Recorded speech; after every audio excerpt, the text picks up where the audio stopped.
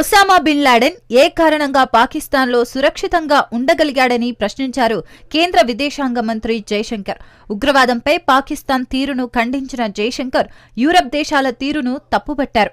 అదే సమయంలో Russia, Ukraine ఎవరి పక్షమన్న దానికి ఆయన గడుసు సమాధానమిచ్చారు. రష్యా ఎంత ముఖ్యమో ఉక్రెయిన్ కూడా అంతే ప్రాధాన్యమన్న ఆయన తాము ఒకరికి అనుకూలం, ఒకరి ప్రతికూలం కాదన్నారు. యూరప్ పర్యటనలో భాగంగా బ్రసెల్స్ లో యూరోపియన్ యూనియన్ నేతలను కలిసిన తర్వాత యూరప్ దేశాలు తీరును ఆయన తప్పుబట్టారు. పాకిస్తాన్ కు యూరప్ దేశాలు సపోర్ట్ చేయడాన్ని ఆయన బాహాటంగా ఖండించారు.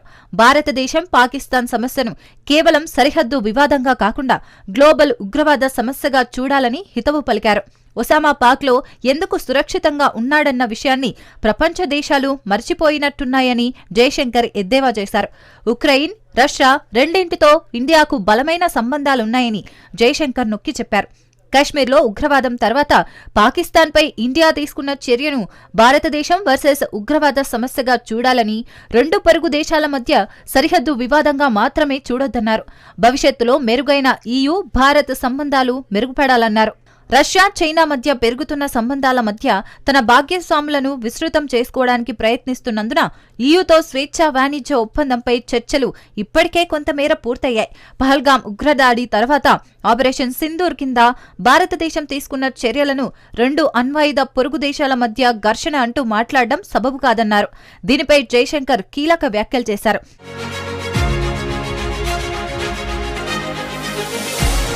ఒసామా బిన్ లాడెన్ పాకిస్తాన్ సైనిక పట్టణంలో సైన్యం నీడలో ఏళ్ల తరబడి సురక్షితంగా జీవించాడని అన్నారు. ఈ విషయాలన్నీ తెలిసి కూడా నటించడం ఘోరమన్నారు. ఇండియా వాదనను ప్రపంచం అర్థం చేసుకోవాలన్నారు. ఇది కేవలం భారతదేశం, పాకిస్తాన్ సమస్య కాదని, ఉగ్రవాదం ఇష్యూ అన్నారు. ఇవాళ ఇండియాను దెబ్బతీస్తున్న ఉగ్రవాదం చివరికి యూరప్ దేశాలను దహించివేస్తోందన్నారు. ఉక్రెయిన్పై పూర్తి స్థాయి దాడి తర్వాత రష్యాపై ఆంక్షలు విధించడంలో EU, ఇతర యూరప్ దేశాలతో ఇండియా ఎందుకు ఆమోదించలేదన్న ప్రశ్నకు జైశంకర్ అద్భుతమైన సమాధానమిచ్చారు. యుద్ధాల ద్వారా శాంతి రాదన్నారు. యుద్ధం ద్వారా విభేదాలు పరిష్కరించబడతాయని ఇండియా నమ్మబోదన్నారు. పరిష్కారం యుద్ధ క్షేత్రం నుండే సమస్యలకు పరిష్కారాలు లభిస్తాయన్నారు. పరిష్కారాలు ఎలా ఉండాలో సూచించడం కాదన్నారు. భారతదేశం ఉక్రెయిన్, రష్యా రెండింటితోనూ బలమైన సంబంధాలను కలిగి ఉందని ఆయన నొక్కి చెప్పారు. కానీ స్వాతంత్ర్యం తర్వాత పాకిస్తాన్ భారతదేశంపై దాడి చేసినప్పుడు పాశ్చాత్య దేశాలు ఇస్లామాబాద్ కు మద్దతుగా నిలిచాయని గుర్తు చేశారు. ప్రతి దేశం సహజంగానే దాని సొంత అనుభవం, చరిత్ర, ప్రయోజనాలను పరిగణలోకి తీసుకుంటుందన్నారు.